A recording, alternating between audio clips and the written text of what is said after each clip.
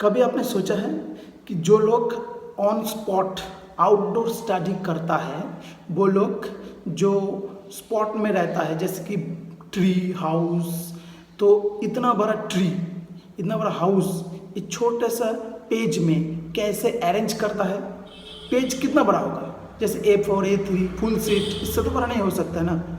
तो कैसे अरेंज करता है, कभी आपने देखा ही होंगे। बहुत सारे पेंटिंग ऐसा है जिसका लाइन कलर टेढ़ा है, उतना परफेक्शन नहीं है, फिर भी पेंटिंग दिखने में बहुत अच्छा है।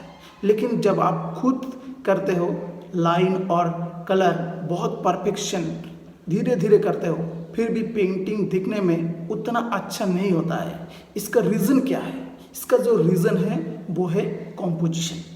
कॉम्पोजिशन क्या है? क्या आप जानना चाहते हैं व्हाट इज़ कॉम्पोजिशन? और इस कॉम्पोजिशन के द्वारा आप अपना पेंटिंग कैसे बहुत अच्छा बना सकते हो। तो please watch my video in full.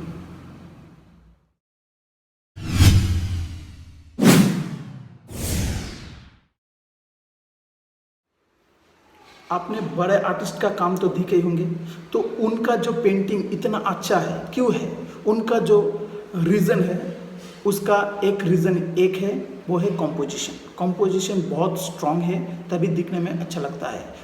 इसके अलावा भी बहुत सारे रीज़न है, लेकिन composition is the most important part of this painting. So आज मैं बता रहा हूँ कि कॉम्पोजिशन करने के लिए आपको क्या करना पड़ेगा।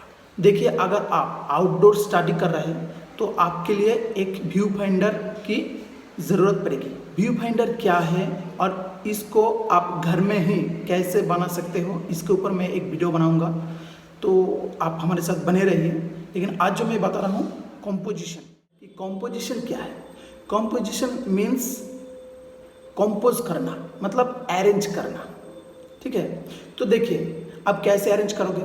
मान लीजिए आप एक आउटडोर स्टडी करने के लिए आए हो ऑन स्पॉट, तो आपका जो फोकस पॉइंट है वो है एक ट्री।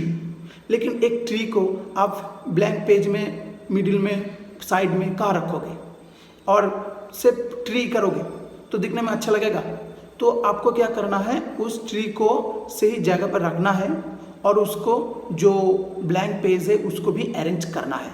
दैट्स मीन कंपोज करना है। तो आप कैसे करोगे? तो ये जो ट्री है ये हो गया आपका focus point, I mean point of interest. ये सब्जेक्ट भी कह सकते हो।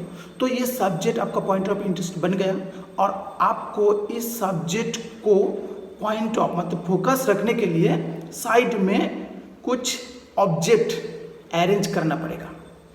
क्या क्या ऑब्जेक्ट है, जैसे कि स्काई है, फिर हाउस है, दूसरा भी ट्री हो सकता है, बहुत सारे पॉन्ड हो सकता है, ट्री हो सकता है, कुछ भी हो सकता है। तो ये ऑब्जेक्ट को आपको सब्जेक्ट और ऑब्जेक्ट इसको अरेंज करना है, इसी को कॉम्पोजिशन बोलता है। तो कॉम्पोजिशन कैसे करेंगे, मतलब अभी मैं थोड़ा सा थ्योरी मतलब पेन और पेपर से दिखाऊंगा। उसके बाद मैं जब भी आउटडोर स्टडी करेंगे वीडियो ज़रूर बनाएंगे, क्योंकि मेरे ये जो चैनल है ये आर्ट रिलेटेड है, तो सारे के सारे आर्ट रिलेटेड इन्फॉर्मेशन आपको मिलते रहेगा। तो चलिए शुरू करते हैं थ्योरेटिकल। आप मान लीजिए ऑन स्पॉट हो, आप आउटडोर करना चाहते हो, और आपका जो पेज का साइज़ है वो है ये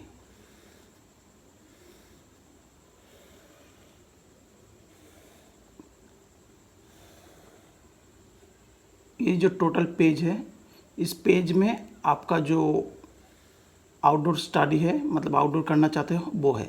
लेकिन आपको समझ में नहीं आ रहा है कि इतना बड़ा स्पेस में इतना छोटा पेज में कैसे अरेंज करें। तो इसके लिए आपको क्या करना पड़ेगा, इसके लिए आपको करना पड़ेगा इस पेज को पहले डिवाइडेड कर लीजिए। कैसे? ऐसे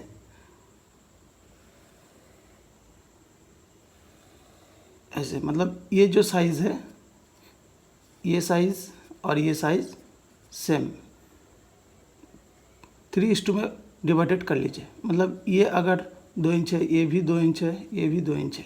उसी तरह ऐसे भी डिवाइडेड कर लीजिए, 1 और 2। मान लीजिए ये अगर 3 इंच है, ये भी 3 इंच है, ये भी 3 इंच है।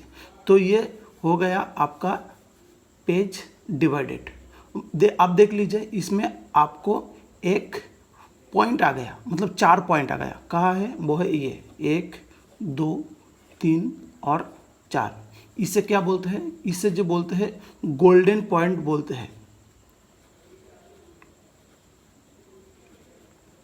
तो ये गोल्डन पॉइंट है किस लिए? जो आप करना चाहते हैं, जो आउटडोर में आपका जो फोकस पॉइंट है वो डालने के लिए। मान लीजिए आपका फोकस पॉइंट है एक हाउस, तो आप हाउस को कहाँ रखोगे?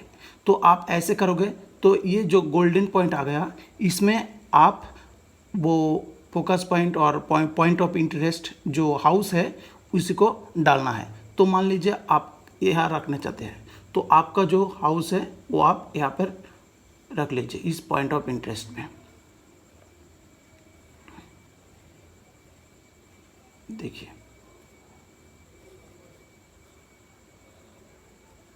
इसमें आप रख लिया। अब ये बन गया आपको पॉइंट ऑफ इंटरेस्ट। और बाकी जो ऑब्जेक्ट है, जैसे कि ट्री हो सकता है, इधर कुछ भी हो सकता है,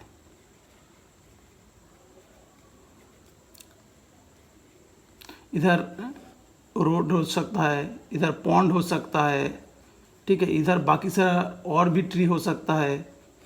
तो ये ऑब्जेक्ट जो है ये उतना डिटेल करने की ज़रूरत नहीं है, या ये स्काई है।